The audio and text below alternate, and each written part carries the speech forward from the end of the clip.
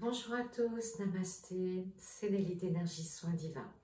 Aujourd'hui, j'avais envie de vous parler de l'aura pour la vidéo du dimanche. L'aura, on connaît tous un petit peu ce que c'est, mais là, en allant plus en détail, c'est pas un sujet qu'on aborde tout le temps ou souvent en fait, parce qu'on parle beaucoup des chakras, ce qui est très bien, hein, les chakras c'est utile, mais en fait, l'aura est quand même très importante. L'aura, eh bien, c'est l'émanation vibratoire de vos chakras. Vous voyez, les chakras se déploient, donc ils sont importants qu'ils soient bien nettoyés, bien expansés, que tout aille bien, bien aligné. Et là, ils vont pouvoir diffuser, vous voyez, comme un petit peu une lumière qui diffuse une onde lumineuse, une onde vibratoire. Et cette onde vibratoire, elle se diffuse à l'intérieur de votre corps, mais aussi à l'extérieur. Et ça forme les 7 couches de votre aura. L'aura, qu'est-ce que c'est? Eh bien, l'aura, c'est une protection déjà. C'est un filtre protecteur contre les agressions extérieures. C'est-à-dire que, eh bien, il peut y avoir des entités, des amérantes, il peut y avoir des parasites astraux, ce qu'on appelle des sangsues, des miasmes. Il peut y avoir aussi du bas astral, vous voyez, des énergies lourdes à des endroits où vous pouvez attraper chez des gens, je dirais dans les gares, les aéroports, les grandes surfaces, etc. Quand on voyage, il y a beaucoup d'ondes négatives. Et l'aura, c'est une protection. Et bien entendu, quand je fais travailler l'aura dans mes formations, que ce soit en ligne ou en présentiel, je dis bien aux personnes, par exemple, quand vous mettez la bulle de Michael, de bien la passer sous vos pieds, de ne pas la laisser d'ouverture. Et quand on travaille sur l'aura, et bien souvent l'aura, elle est décalée, elle est décentrée, ou elle n'est pas tout à fait revenue à sa place. Vous savez, des fois on a mal dormi, où on a eu des contrariétés ou un choc émotionnel, ou alors en voiture, vous avez pilé, et hop, votre aura s'est projetée à l'avant. Ce qui fait qu'elle n'est plus tout à fait en place. Et vous sentez qu'il y a un truc qui est pas bien aligné en vous. Donc il suffit de la prendre comme si vous aviez une espèce de grosse, je dirais, de grosse capuche, on va dire ça comme ça.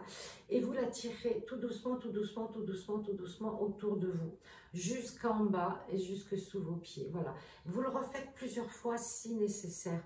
Et vous attendez quelques minutes. Vous verrez que vous vous sentirez beaucoup plus à l'aise, beaucoup plus en harmonie. Vous voyez, des fois, il ne suffit pas grand-chose, hein, vraiment de vous concentrer là-dessus, de faire bien descendre cette masse. Et voilà, pour être vraiment centré dans votre aura. L'aura, donc, signifie lumière. Nous avons tous une lumière autour de notre corps, comme je sais, comme une grosse ampoule, voilà. Mais nous ne brillons pas tous de la même façon, selon ce que nous vivons, ce que l'on aussi, ce que nous vibrons, ce que nous faisons comme travail intérieur avec les chakras, avec de la méditation, avec de la spiritualité, voilà, la façon dont on vit avec les autres, si on est une belle personne, si on est gentil.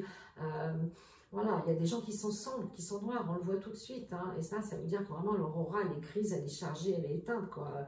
Ils n'émanent rien, ils vibrent rien de leur personne, et d'autres personnes au contraire qui sont rayonnantes, qui sont lumineuses, et là on a envie d'aller vers ces personnes, elles sont attirantes comme le soleil nous attire.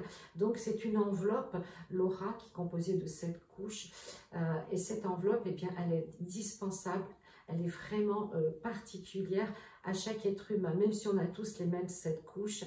Comme je vous disais, il y en a, elle est plus sombre, elle est plus petite, elle est plus dense, elle est plus chargée, elle est plus compacte, d'autres qu'elle est beaucoup plus étendue. Et en général, quand on a fait une grande méditation, par exemple, eh ben, l'aura, elle est vraiment très grande, elle est très lumineuse. Et ça représente tout ce que l'homme, l'être humain, émet en vibration. L'aura, c'est vraiment une identité vibratoire propre à chaque personne. Et les couleurs, elles ne restent pas parce que l'aura, elle est fluide. Vous voyez, elle est ovoïde, de forme ovoïde, mais ça bouge tout le temps puisque c'est des vibrations, c'est de l'éther. Et elle peut avoir plusieurs couleurs, un peu plus jaune, un peu plus rose, un peu plus bleu.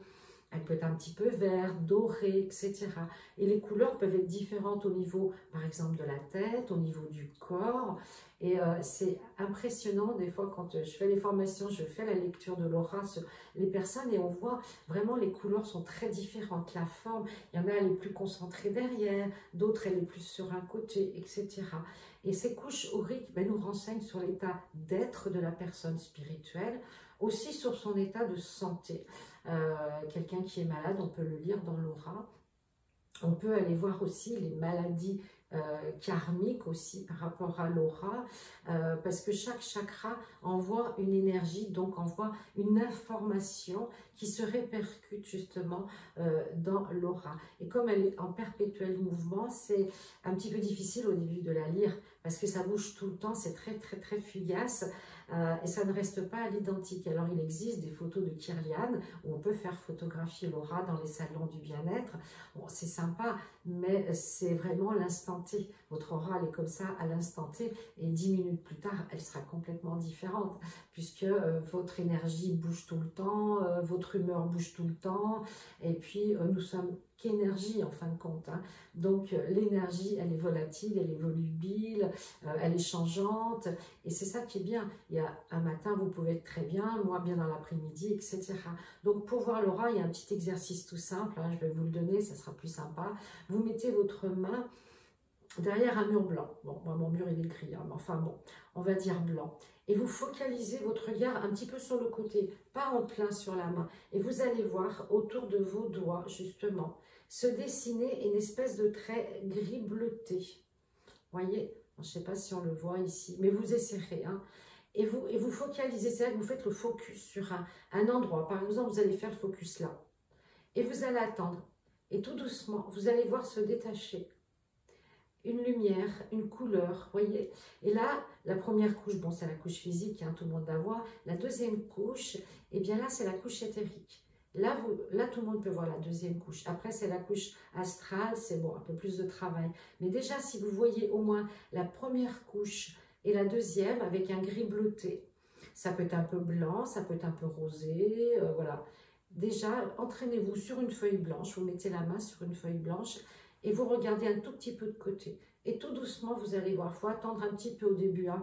Quand on n'a pas l'habitude, ça peut être 10 minutes, un quart d'heure, et vous allez voir se dessiner votre aura. Donc déjà, vous aurez appris à avoir une première lecture d'aura.